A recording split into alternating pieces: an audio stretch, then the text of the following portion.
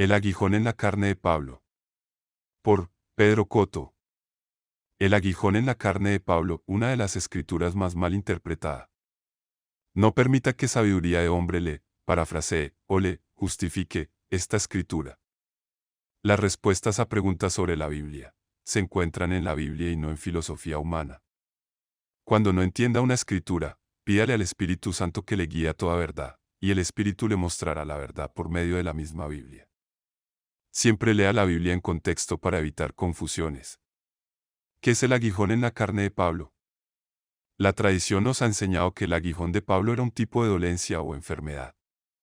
Si le dedica tiempo al estudio de la palabra, se dará cuenta que eso no es cierto. En 2 Corintios 12, 7, Pablo claramente expresó que por las extraordinarias revelaciones que él había recibido se le fue dado un aguijón en la carne, un mensajero de Satanás. La palabra griega traducida como mensajero siempre se refiere a alguien que es enviado, lo cual indica que era una persona. Este mismo término mensajero se traduce en otra versión del Nuevo Testamento como ángel. Los ángeles, como mensajeros de Dios, son seres creados con personalidades. Los enviados por Satanás estaban en la misma categoría. Ahora bien, la enfermedad no es una persona ni un mensajero.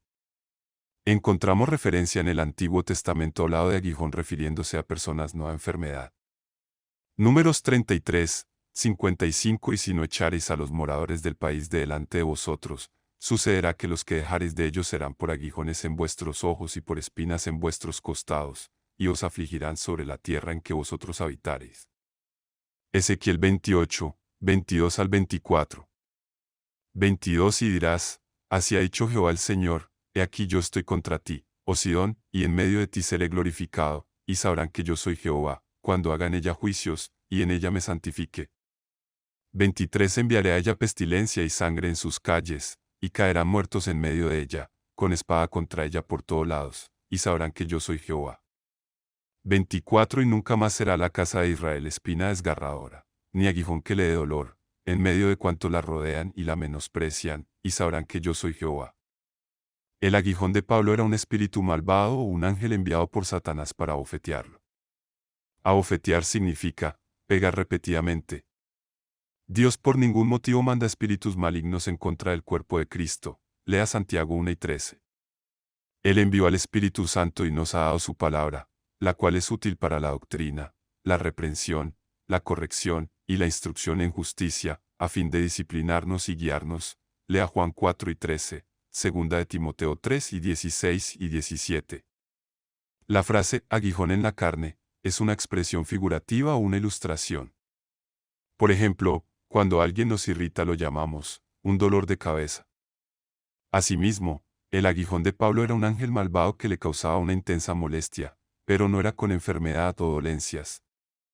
En 2 Corintios 11 y 24 al 26, Pablo enumera algunas de esas molestias. Fue prisionero, apedreado, golpeado, atacado por multitudes enardecidas, y además, naufragó en el mar. Otros ejemplos de las persecuciones que sufrió Pablo se encuentran en Hechos 1 y 45, 50, 14, 5 al 7, 19 y 20. El mensajero de Satanás utilizó a personas como instrumentos de persecución. El ángel maligno fue asignado con el propósito de impedir que Pablo predicara la palabra donde quiera que fuera. Este incitaba a las personas para que actuaran contra el apóstol. Satanás intentó robar la palabra que había en Pablo mediante todo ese hostigamiento. Marcos 4 y 14 al 20. He oído a creyentes decir que su enfardada es un aguijón que Dios les dio para mantenerlos humildes o para probarlos y la palabra de moda hoy que es un proceso. Estas personas que creen así ignoran que este aguijón enviado por Satanás no por Dios le fue enviado por causa de la revelación que Pablo había recibido del Evangelio y Satanás quería impedir que Pablo la enseñara. Gálatas 1 y 11 y 12.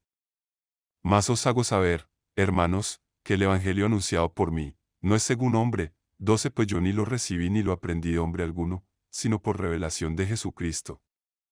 Por esta causa fue que Satanás le envió un mensajero no una enfermedad para parar su ministerio. Los que dicen que su enfermedad es un aguijón, primero tienen que entender que Dios no envía aguijones. En el caso de Pablo fue Satanás y que nadie ha recibido una revelación como la que recibió Pablo. El diablo intentará que los creyentes no sean victoriosos por la medida de la palabra que habita en ellos. Pues a través de esa palabra que está viva en su corazón, ellos oran firmemente. Por tanto, tendrán que permanecer en fe por cada revelación que reciban. Muchos han usado Gálatas 4 y 13 para respaldar la tradicional enseñanza de que el aguijón de Pablo eran enfermedades y dolencias, pues vosotros sabéis que a causa de una enfermedad en el cuerpo os anuncié el Evangelio al principio. La palabra griega para enfermedad significa necesidad de fuerza, debilidad, incapacidad de producir resultados. Esta misma traducción se utiliza en 1 Corintios 2, 3, y estuve entre vosotros con debilidad, y mucho temor y temblor. Al igual que muchos creyentes, cuando Pablo comenzó a ministrar, sintió que no tenía la capacidad para llevar a cabo la obra que Dios le había designado. Pero en el siguiente versículo se nos explica que él de todos modos era obediente y que el Espíritu Santo marcó la diferencia con la manifestación de su poder, y ni mi palabra ni mi predicación fue con palabras persuasivas de humana sabiduría, sino con demostración del Espíritu y de poder. 1 Corintios 2, 4.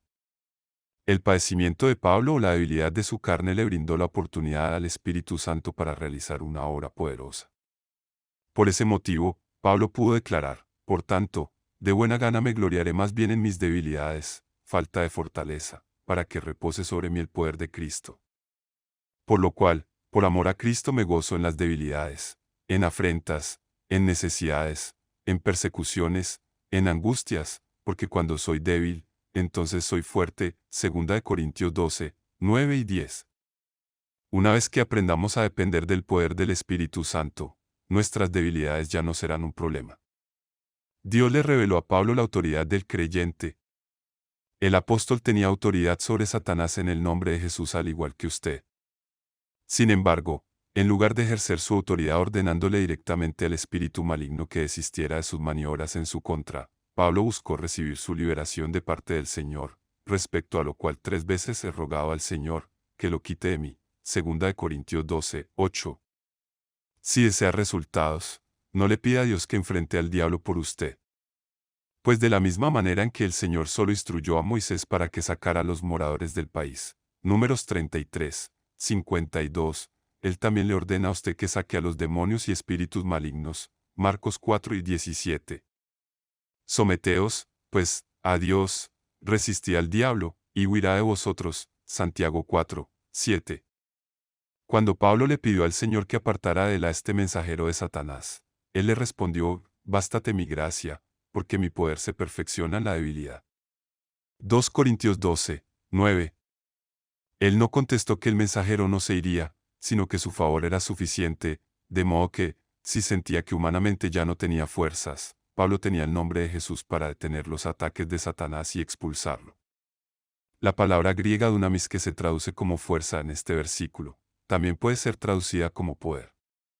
Las palabras dinamita y dinamo provienen de ese término griego. Es la misma palabra que Jesús usó en Hechos 1, 8, pero recibiréis poder, dunamis, cuando haya venido sobre vosotros el Espíritu Santo. En 2 Corintios 12, 9 leemos, te basta con mi gracia, pues mi poder se perfecciona en la debilidad. Nueva versión internacional. Todo esto es opuesto a la enseñanza tradicional, la cual afirma que Pablo no obtuvo la victoria sobre el aguijón en la carne. Pablo vivió hasta ser un hombre de edad avanzada, y luego expresó que no podía decidir si quedarse o irse con el Señor. Filipenses 1, 22-24. Era importante que él se quedara por el bien de la iglesia, sin embargo, anhelaba irse para estar con Jesús. El apóstol dejó este mundo hasta que él y el Señor estuvieron preparados. Esa no es la descripción de una persona que vivió con enfermedad y dolencias. El ángel enviado por Satanás, el aguijón en la carne, no logró vencer a Pablo por medio de las circunstancias adversas, pues el poder de Cristo estaba sobre él. En Filipenses 4 y 12 y 13, él expresó, he aprendido en cualquier y toda circunstancia el secreto para enfrentar cada situación, traducción libre de Amplified Bible. En el siguiente versículo reveló este secreto, tengo la fuerza para realizar todo en Cristo que me fortalece, estoy listo para todo y para enfrentar cualquier cosa por medio de Él, quien me infunde la fuerza interior, traducción libre de Amplified Bible. Cuando Pablo era débil, en Cristo se hacía fuerte. El ángel de Satanás, el aguijón en la carne del que hemos oído tanto, nunca pudo vencer a Pablo ni al poder de Dios.